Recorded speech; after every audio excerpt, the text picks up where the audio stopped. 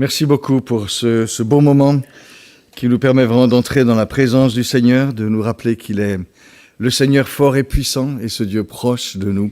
Et c'est vraiment dans cette ligne que nous voulons aussi maintenant ouvrir sa parole. Et je vous invite à considérer ensemble un épisode de la vie de l'Église primitive dans le livre des Actes, mais un épisode qui peut nous rejoindre aussi dans notre actualité. Nous lisons donc dans le livre des Actes au chapitre 9, d'abord verset 31, un constat de l'état de l'Église à un moment donné, donc en Judée, autour de Jérusalem.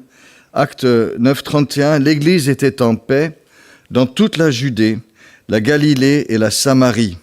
Elle s'édifiait et marchait dans la crainte de l'Éternel et progressait par l'assistance de l'Esprit Saint. Et maintenant, nous allons lire ce qui se passe un tout petit peu plus loin, dans la même période, chapitre 12. Vers ce temps-là, le roi Hérode porta les mains sur quelques membres de l'Église pour les maltraiter, et il fit mourir par l'épée Jacques, frère de Jean. Voyant que cela était agréable aux Juifs, il fit en outre arrêter Pierre. C'était pendant les jours des pains sans levain. Après l'avoir saisi et jeté en prison, il le mit sous la surveillance de 4 escouades de 4 soldats chacune, avec l'intention de le faire comparaître devant le peuple après la Pâque. Pierre était donc gardé dans la prison, et sans relâche, la prière montait de l'Église vers Dieu pour lui. Hérode allait le faire comparaître. Cette nuit-là, Pierre était lié de 2 chaînes et dormait entre 2 soldats, et des sentinelles devant les portes gardaient la prison. Et voici qu'un ange du Seigneur survint. Une lumière brilla dans la cellule. L'ange réveilla Pierre, le frappant au côté, et lui dit « Lève-toi promptement ». Les chaînes tombèrent de ses mains. L'ange lui dit « Mets ta ceinture, attache tes sandales ». Il fit ainsi. L'ange lui dit « Enveloppe-toi de ton manteau et suis-moi ». Et Pierre sortit et suivit. Il ne savait pas que l'intervention de l'ange était vraie. Il pensait avoir un rêve. Lorsqu'ils eurent passé la première garde, puis la seconde, ils arrivèrent à la porte de fer qui mène devant la ville. Elle s'ouvrit d'elle-même devant eux. Ils sortirent et s'avancèrent dans une rue. Aussitôt, l'ange le quitta. Revenu à lui, Pierre dit « Maintenant, je sais vraiment que le Seigneur a envoyé son ange et qu'il m'a délivré de la main d'Hérode et de tout ce que le peuple juif attendait. » Après cette réflexion, il se rendit à la maison de Marie, mère de Jean, surnommée Marc, où était un certain nombre de personnes qui étaient réunies et priaient. Quand il eut frappé à la porte, une servante du nom de Rhode s'approcha pour écouter. Elle reconnut la voix de Pierre, et dans sa joie, au lieu d'ouvrir, elle courut annoncer que Pierre était là, devant l'entrée. Mais ils lui dirent « Mais tu es folle !» Mais elle soutenait qu'il en était bien ainsi. Ils lui dirent « Mais c'est son ange !» Cependant, Pierre continuait à frapper. Ils ouvrirent et furent étonnés de le voir. De la main, il leur fit signe de se taire et raconta comment le Seigneur l'avait fait sortir de prison. Et il dit, annoncez-le à Jacques, alors c'est Jacques, frère de Jésus, non pas celui qui est mort, annoncez-le à Jacques et aux frères. Puis il sortit et s'en alla dans un autre lieu. Quand il fit jour, l'agitation ne fut pas petite parmi les soldats, qui était donc devenu Pierre. Hérode le fit rechercher, mais ne le trouva pas. Il fit juger les gardes et donna l'ordre de les exécuter. Ensuite, il descendit de la Judée à Césarée pour y séjourner. Hérode était en conflit avec les Tyriens, les Sidoniens, mais ils vinrent le trouver d'un commun accord, et après avoir gagné Blastus, le chambellan du roi, ils sollicitèrent la paix parce que leur pays tirait sa subsistance de celle du roi. Au jour fixé, Hérode, revêtu de ses habits royaux, s'assit à la tribune et les harangua. Le peuple s'écria « Voix d'un Dieu et non d'un homme !» À l'instant même, un ange du Seigneur le frappa parce qu'il n'avait pas donné gloire à Dieu. Et rongé par des vers, il expira. Cependant, la parole du Seigneur se répandait et progressait. Jusqu'ici, donc, notre lecture.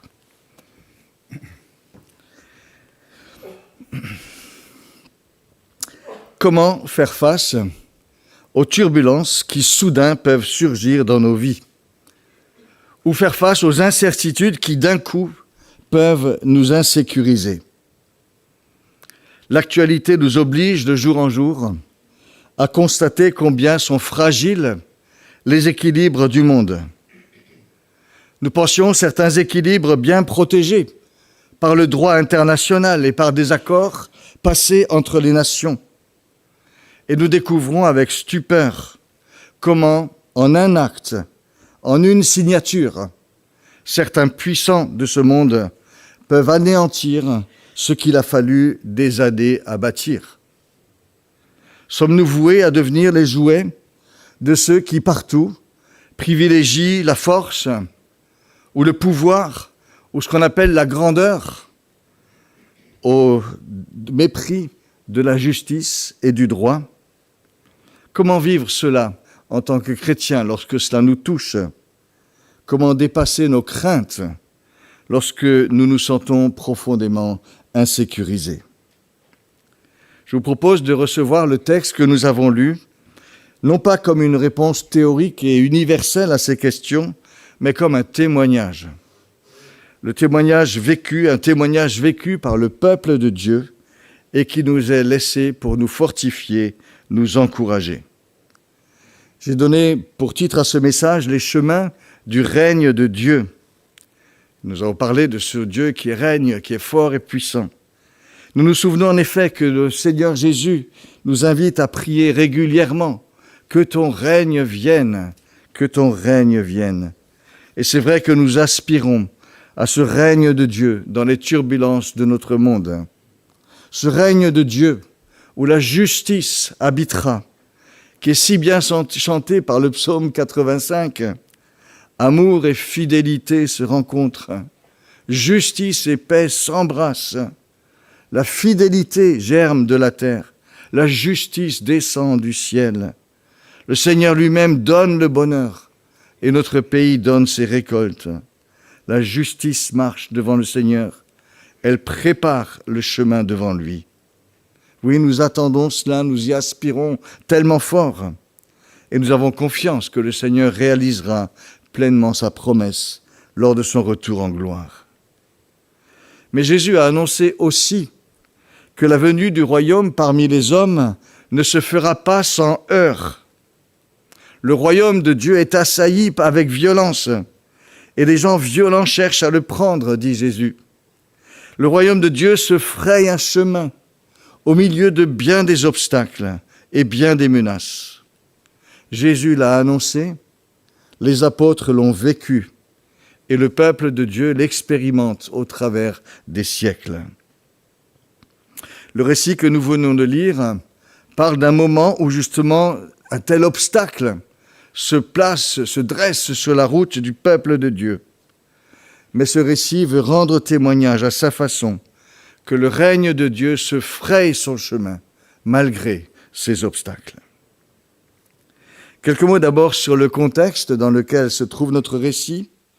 Il se passe à Jérusalem, à un moment où l'œuvre de Dieu avance et se développe dans un climat de paix et de paix retrouvée après le meurtre du premier martyr chrétien, Étienne.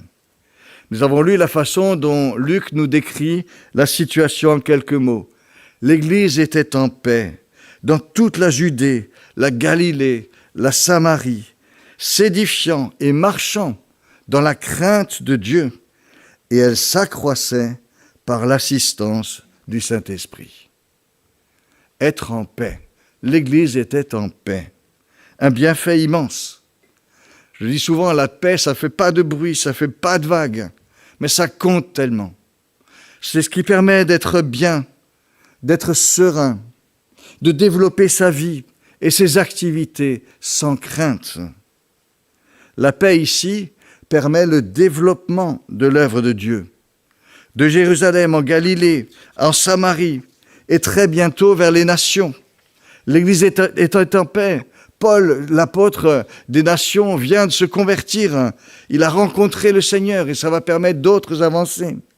Et Pierre sera envoyé juste un peu après, dans la maison du centenier romain Corneille, qui sera le premier païen à s'ouvrir à la bonne nouvelle de Jésus-Christ. Et tout s'ouvre dans ce sens-là. L'Église était en paix. Elle peut se développer dans ce climat de paix. Et ce développement se fait aussi en profondeur, en qualité de vie spirituelle. L'Église grandissait dans la crainte du Seigneur, nous est-il dit. Dans la crainte du Seigneur, c'est-à-dire en respectant le Seigneur avec confiance. J'aime bien cette traduction de parole de vie. La crainte du Seigneur, c'est pas la peur du Seigneur, c'est respecter le Seigneur et lui faire confiance. Donc l'Église grandissait dans la crainte du Seigneur. La paix permet la vie, le développement harmonieux, l'approfondissement de la foi, les initiatives qui vont faire de vraies avancées.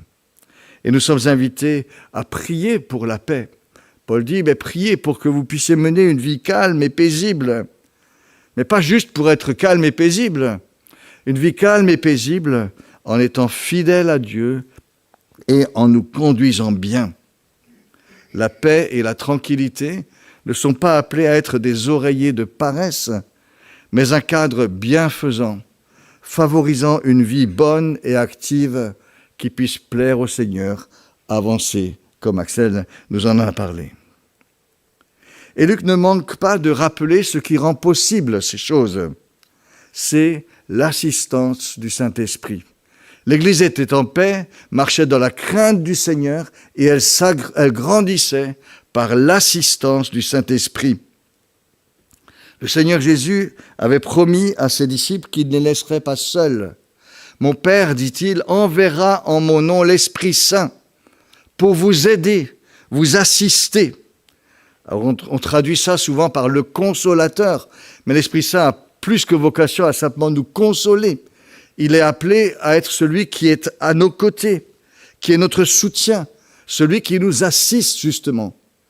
Et Luc, lorsqu'il parle de l'assistance du Saint-Esprit, reprend exactement le même mot que Jésus avait employé pour dire l'Esprit, votre assistant, celui qui sera à votre côté. Comme pour dire, ce que Jésus a promis, cela s'accomplit. Ce que Jésus a promis, on peut le vivre. L'Esprit est là. Il apporte au peuple de Dieu l'assistance dont il a besoin pour vivre, pour grandir dans tous les domaines. Et Jésus nous a rappelé, et il sera éternellement avec vous. Quel encouragement pour nous aussi. Voilà pour la situation donc de l'Église au moment où nous la rencontrons. Je me permets de revenir sur la question de la paix. La paix, nous l'avons dit, est un bienfait, un cadeau immense qui permet vraiment de vivre et de servir le Seigneur sans crainte. La plupart d'entre nous n'avons pas connu la guerre. Mesurons que c'est un immense cadeau. Certains d'entre nous ont dû fuir la guerre et trouver refuge et asile ici. Ils goûtent la valeur de la paix, même si tout n'est pas facile au quotidien. Ne banalisons pas la valeur de la paix.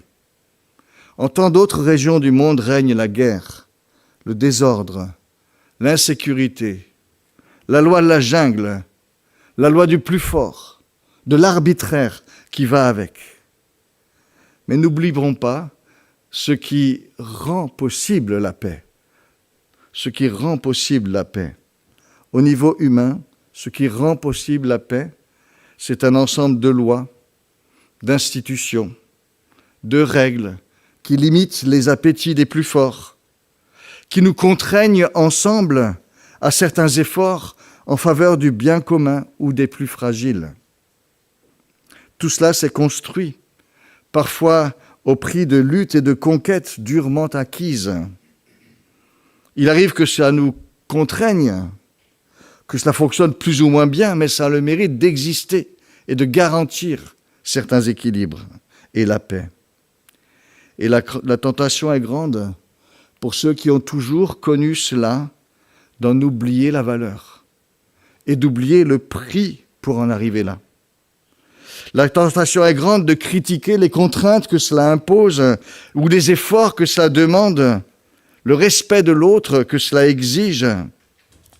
C'est si facile de se laisser aller à l'égoïsme, à la défense unique des intérêts d'un groupe, le mien, de décrier le système, les règles qui nous obligent à l'égard des autres. Et on fait ainsi le jeu des destructeurs de paix, des destructeurs de justice, auxquels on donne même parfois nos voix. Il n'y a pas de paix sans bonté, sans justice, sans équité, nous l'avons lu. Il n'y a pas de paix sans le respect des personnes, des peuples, de l'humain, des plus fragiles. Veillons à préserver cela. Il faut le dire dans notre contexte aujourd'hui et avec toutes les idées qui circulent de partout. Mais revenons à notre texte. Alors que l'Église est en paix et prospère, voilà que soudain tout chavire. C'est la crise soudaine. Un homme, fort de son pouvoir, est en cause. Hérode Agrippa Ier. Cet homme a un passé tumultueux. Il a été élevé à Rome, dans la proximité de la famille impériale. Il en a été banni d'abord, criblé de dettes. Il est alors parti chercher refuge auprès de son oncle, Hérode Antipas, en Judée, celui qui a tué Jean-Baptiste, et celui auprès duquel Jésus a dû comparaître, envoyé par Pilate. Mais il se brouille aussi avec cet oncle. Il revient à Rome. Il offense l'empereur Tibère. Il réussit à intriguer. Il est réhabilité par les successeurs de Tibère.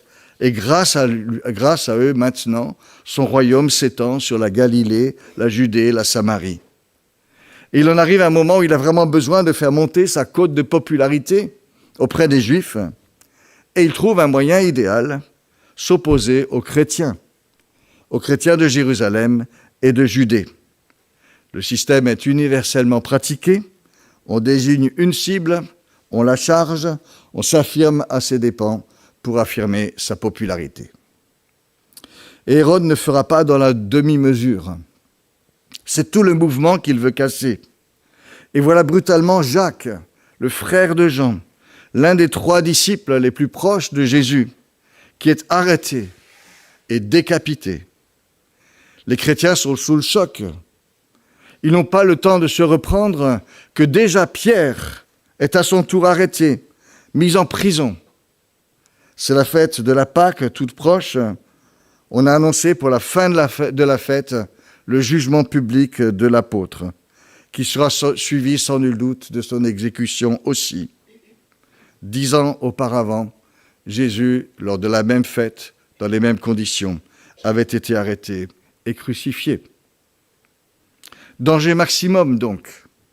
Et tout cela vient d'un coup, avec une force et une volonté d'anéantissement brutal. Le ciel était bien bleu pourtant. Pas le moindre signe annonciateur, pas la moindre perturbation. Parmi les obstacles au travers desquels l'œuvre de Dieu se fraye un chemin, il y a ces sautes de temps soudaines qui font que d'un coup, tout change de manière imprévisible. Et la grande question qui se pose est alors, est-ce que l'assistance de l'Esprit Saint est à la hauteur de tels bouleversements? L'assistance de l'Esprit Saint sera-t-elle à la hauteur de tels bouleversements? En face, il y a une volonté politique et des moyens et un pouvoir. Ce qui est redoutable, c'est que Hérode lui-même a des intérêts personnels dans cette affaire. Il ne reculera devant rien pour se faire une popularité. On ne peut que subir des changements et des décisions sur lesquelles on n'a pas de prise. Et ce genre de réalité fait partie du contexte au milieu duquel l'œuvre de Dieu doit se frayer un passage. Dans tant de pays, des chrétiens sont persécutés, voient leurs droits bafoués, doivent vivre sous la pression, la menace. On estime qu'ils sont 380 millions aujourd'hui. 1 chrétien sur 7 qui subit des pressions, des menaces ou des persécutions. Là encore, nous devons reconnaître que grâce à Dieu, nous sommes épargnés ici en France.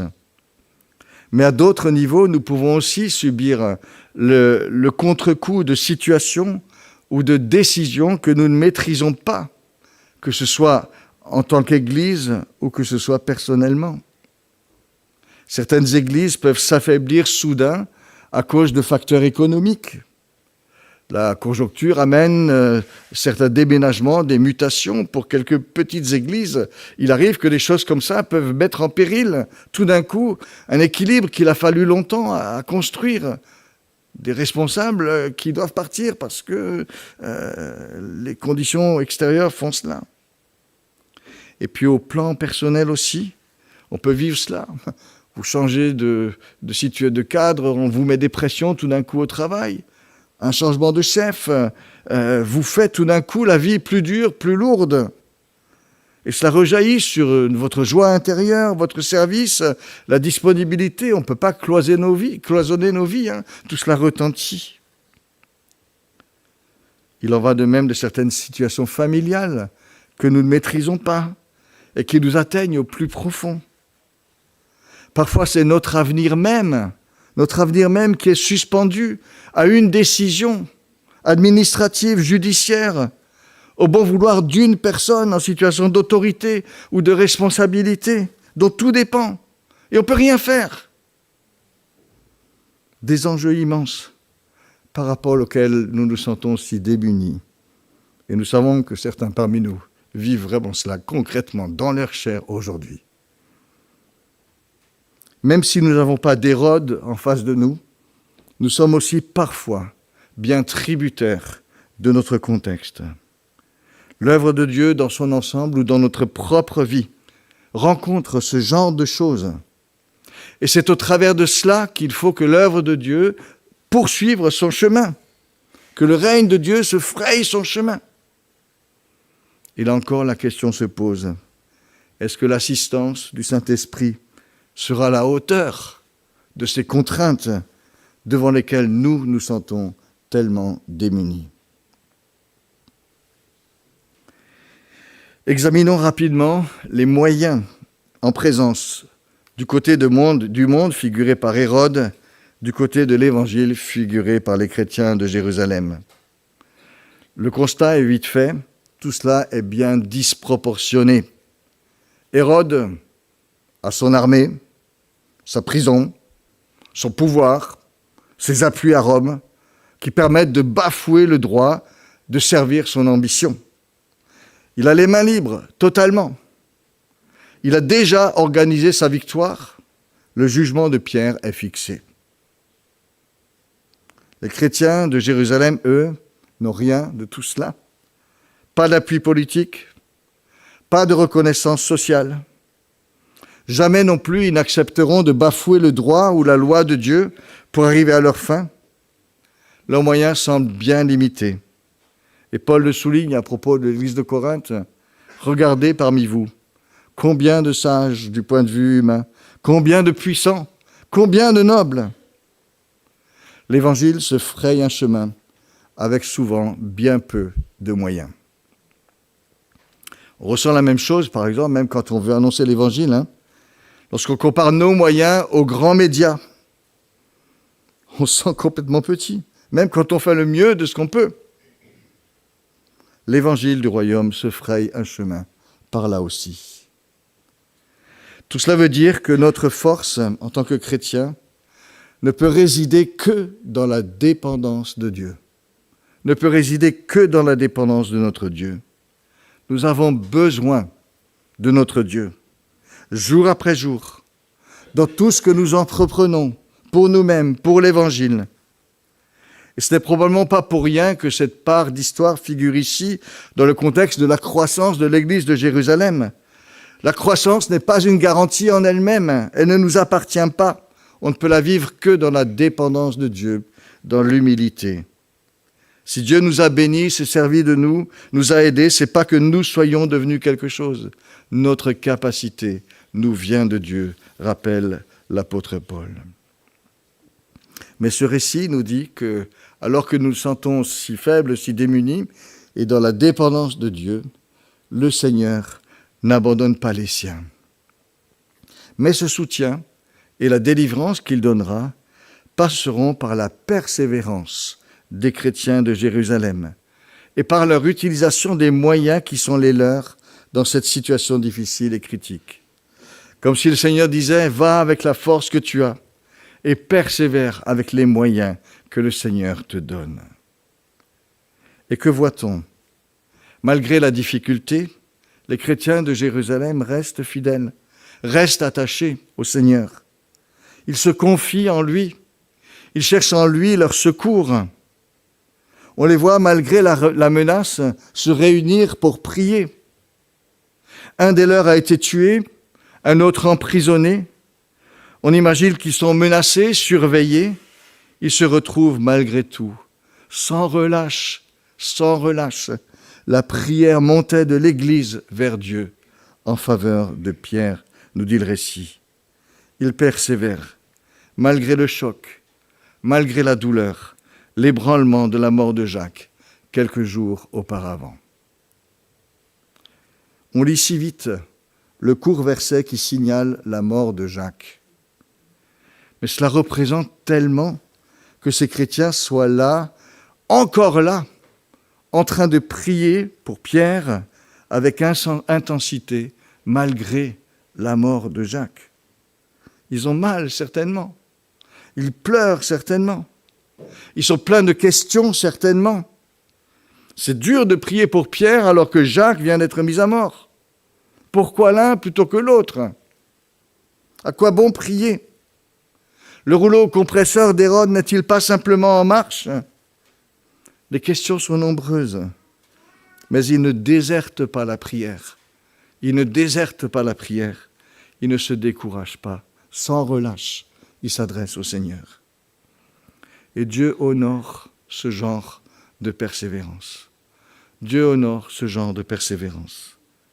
Il nous arrive à tous d'être blessés, désarçonnés par tel ou tel événement de la vie, d'avoir d'immenses points d'interrogation. Pourquoi Dieu a-t-il permis ceci ou cela? Et s'il a permis tel drame, pourquoi lui demander d'en éviter un autre? Ou alors ça fait si longtemps qu'on prie. Tellement de choses qui peuvent nous traverser. Les chrétiens de Jérusalem ne se sont pas laissés arrêter par ces questions. Et ils ont bien fait, car Pierre leur a été rendu. Je me souviendrai toujours, il y a 15 ans, une sœur de l'église du Tabernacle, qui était une chrétienne vraiment très fervente, venait de décéder d'un cancer alors que nous avions aussi prié pour elle. Et 2 mois plus tard, on s'en remettait à peine, une autre sœur, très fervente aussi, qui avait encore de jeunes enfants, vient vers moi et me dit « Thierry, on vient me découvrir un cancer de niveau 4. » Comment reprendre le combat de la prière? Comment reprendre le combat de la prière? Je me rappelle que c'était dur, mais nous l'avons fait. Et cette sœur, 15 ans plus tard, est toujours là. Elle est toujours là. Magnifiquement secourue par le Seigneur. Le règne de Dieu se fraye un passage là où il se trouvent des hommes et des femmes qui persévèrent dans leur attente de Dieu, qui persévèrent dans leur recours à Dieu. L'Église prie pour Pierre. Qu'en est-il de l'apôtre lui-même? Il est emprisonné, bien lié entre 2 soldats. L'échéance est fixée. Il doit être livré au peuple de Jérusalem. La machine est en marche. Rien ne doit l'arrêter. Et que fait Pierre? Il dort, nous dit le texte. Il dort entre les soldats qui l'enchaînent. Il sait pourtant ce qui doit lui arriver. Il sait qu'humainement, il ne peut rien tenter. Tout ce qui lui reste, c'est de s'abandonner à Dieu, de se remettre entièrement entre ses mains. Je crois que c'est ça ce que signifie ce sommeil de Pierre. Il s'en remet entièrement entre les mains de Dieu. Et il découvre la paix de Dieu dans cet abandon. Et c'est quelque chose qui est important aussi pour nous, de penser à cela. Ces situations où nous ne pouvons que tout remettre à Dieu et trouver la paix dans cet abandon. Quelques années auparavant, à Pâques, lors de l'arrestation de Jésus, il avait paniqué, cherché à sauver sa vie à tout prix. Ici, Pierre a tout confié à Jésus, le ressuscité, le prince de la vie, le maître de sa vie. Il sait en qui il croit, il a tout laissé, tout abandonné à Dieu. N'idéalisons pas cela, c'est pas facile à vivre, cet abandon total. Mais la Bible nous encourage à cette attitude, dans les petites choses du quotidien comme dans les grandes épreuves de la vie. Recommande ton sort à l'Éternel, mets en lui ta confiance et il agira. Cherchez d'abord le royaume de Dieu et sa justice, et tout le reste vous sera donné en plus. Et on découvre ici combien le Seigneur en a des en plus à donner à ses enfants qui se confient en lui, qui lui abandonnent tout. Nous savons que notre Seigneur Jésus lui-même a dû vivre cet abandon total à son Père, à l'œuvre suprême de la passion. Non pas ma volonté, mais la tienne. Père, glorifie ton nom. C'est ce que Jésus a prié lors de sa passion. Le règne de Dieu se fraye un passage, là où il se trouve des hommes et des femmes qui persévèrent à dire en laissant tout à Dieu, que ton nom soit sanctifié, que ton règne vienne, que ta volonté soit faite. Les chrétiens de Jérusalem ont persévéré avec les armes qui étaient les leurs, la prière, l'attente de Dieu, l'abandon au Seigneur. Et Dieu les a étonnés. Et Dieu les a étonnés. Car le Seigneur est intervenu. Il a agi au temps voulu. Et à ce moment-là, son action a été complètement irrésistible. Hérode a eu beau prendre toutes les mesures de surveillance exceptionnelles qui étaient les siennes, rien n'y a fait. Lorsque Dieu agit soudain, parce que Dieu agit, tout d'un coup, tout s'inverse. Et c'est Hérode le Grand qui va devenir ridicule. Les chaînes, les gardes, les portes de prison, tous les verrouillages humains n'y pourront rien. Tout cela s'ouvrira comme dans un rêve. Le procès public de Pierre annoncé à grands coups de trompette n'aura pas lieu. Il faudra s'en expliquer, trouver des excuses diplomatiques. Hérode, si puissant, si dominateur, est réduit au silence. Il quittera d'ailleurs Jérusalem pour Césarée. Au cœur de tout cela, il y a eu la prière. La prière qui semble si dérisoire par rapport aux moyens mis en œuvre par Hérode. La prière, seule puissance des démunis. Seule puissance des démunis. La prière qui attend tout de Dieu. Laissons-nous fortifier par cela face aux situations que nous connaissons et qui nous semblent aussi humainement tellement verrouillées pour une prière qui ne baisse pas les bras et qui s'attend encore et toujours au Seigneur. Ce texte nous dit que Dieu lui-même prend soin des siens. Dieu prend soin des siens et de son œuvre. Le Seigneur a tiré Pierre de sa prison. Et par là même, il a tiré son Église du filet où on voulait l'étouffer. Et ce message, il est bon à entendre, toujours à nouveau. Rien ne peut s'opposer définitivement à l'œuvre de Dieu, à son action dans notre vie quand il choisit de le faire. Et c'est pourquoi nous prions que ton règne vienne, et en sachant que nous pouvons nous attendre à Dieu. Est-ce que cela est réservé à des champions toutes catégories de la foi et de la prière? Notre texte nous rappelle que non. Les chrétiens de Jérusalem priaient ardemment pour la délivrance de Pierre. Mais lorsque Rode, la servante, vient vers eux pour leur annoncer que Pierre est à la porte, ils lui disent « Mais tu es folle !» Alors elle insiste, et ils trouvent toutes sortes d'autres explications. C'est son ange. Il faut que Pierre frappe et frappe encore pour qu'on lui ouvre et qu'on intègre que l'exaucement de la prière est là, devant eux. De la ferveur, ils en avaient dans leur prière. Ils lançaient des appels vers le Seigneur. Mais ils étaient peut-être plus fixés sur leur appel que sur le Seigneur. Et je pense que ça nous arrive d'être fixés sur nos appels plus que sur le Seigneur. Ce qui m'encourage là-dedans, c'est pas cette faiblesse, mais c'est le fait que Dieu réponde malgré cette faiblesse. Dieu répond malgré nos faiblesses. Il intervient, il déplace ses anges, toute la batterie céleste. Ça, c'est beau de la part de notre Dieu. Il est un Père, il sait de quoi nous sommes faits. Il sait dépasser, compenser parfois nos déficiences lorsque notre foi sincère se mêle de faiblesse. Le récit se termine par la mort d'Hérode, ce qui a eu lieu quelque temps plus tard.